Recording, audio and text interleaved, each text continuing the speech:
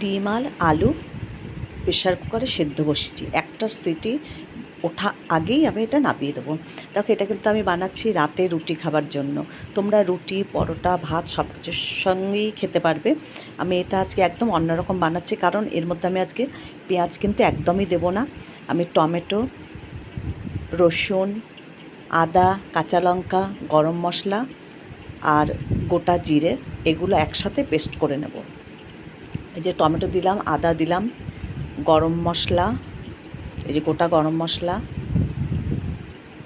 রসুন দিয়ে দিলাম, আর একটা শুকনো লঙ্কা, 3টে কাঁচা লঙ্কা দিলাম, আর একটু গোটা সাদা জিরে দেবো।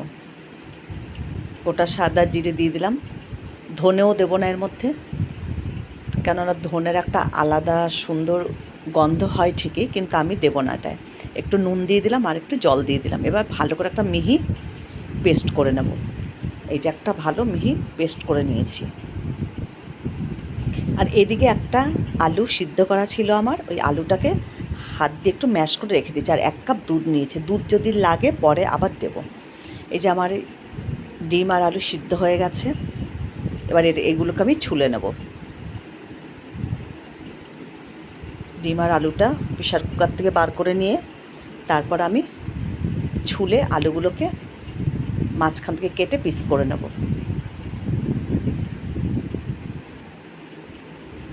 আর এই ছুরির পেছনটা দিয়ে প্রত্যেকটা ডিমে আমি একটু ফুটো ফুটো করে নেব, যেন মশলাটা তার ভেতরে ঢোকে। আমি ডিম আলু কিছুই ভাজবো না, একদম শর্টকাটে রান্না করব।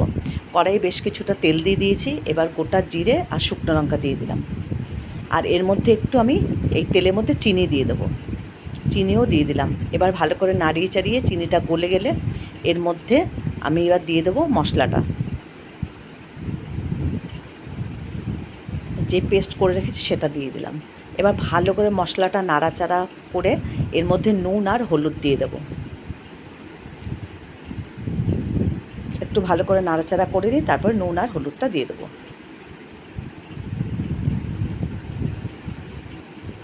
একটু জারটা ধুয়ে সামান্য জল দিয়ে দিলাম, যেন মশলাটা না পুড়ে যায়। আর আমি এর মধ্যে কিন্তু কোনো পুরো লঙ্কা, লাল লঙ্কার গুঁড়ো কিছুই দেবো না।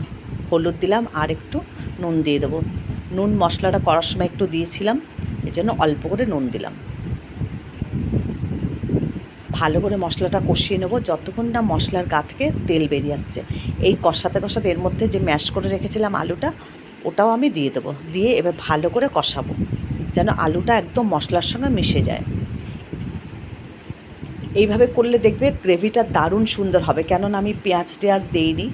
এ দেখো তেল বেরোচ্ছে মশলার গা দিয়ে। এবার ভালো করে নাড়াচাড়া করে আমি এর মধ্যে যে বড় বড় টুকরো করে রেখেছি আলু সিদ্ধ করে, সেটা এবার দিয়ে দেবো। এবার আলুটা দিয়ে মশলাটার সঙ্গে আবারও কিন্তু আমি ভালো করে কষিয়ে নেব। আমি যেভাবে করছি এইভাবে করে খেয়ে দেখবে, খেয়ে খেয়ে তারপর আমায় বলবে, দেখবে দারুণ লাগে দুধ দিয়ে এভাবে ডিম করলে। আলুটা দিয়ে দিলাম। এবার আলুটা দিয়ে ভালো করে মশলার সঙ্গে আমি কষিয়ে নেব, খুব ভালো করে আবারও কষিয়ে নেবো। এমনিতেই সিদ্ধ করা আছে। দেখো কষা হয়ে গেছে। এবার আমি যে দুধ রেখেছি 1 কাপ, সেই দুধটা দিয়ে দেবো।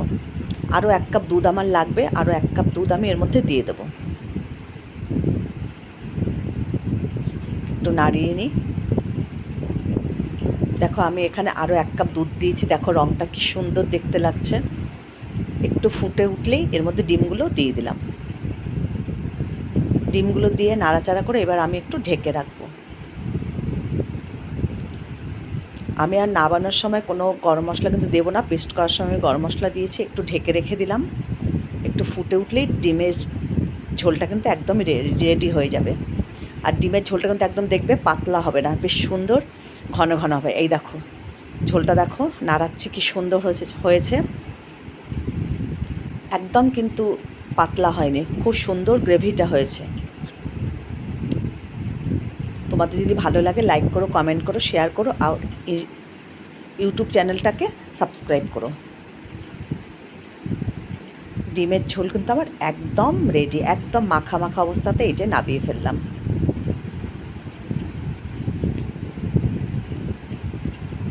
ডিমটা আমার একদম রেডি। এইভাবে দুধ দিয়ে তোমরা খেয়ে দেখবে। যদি তোমাদের ভালো লাগে তাহলে ইউটিউব চ্যানেলটাকে সাবস্ক্রাইব করে দিও, লাইক করো, কমেন্ট করো।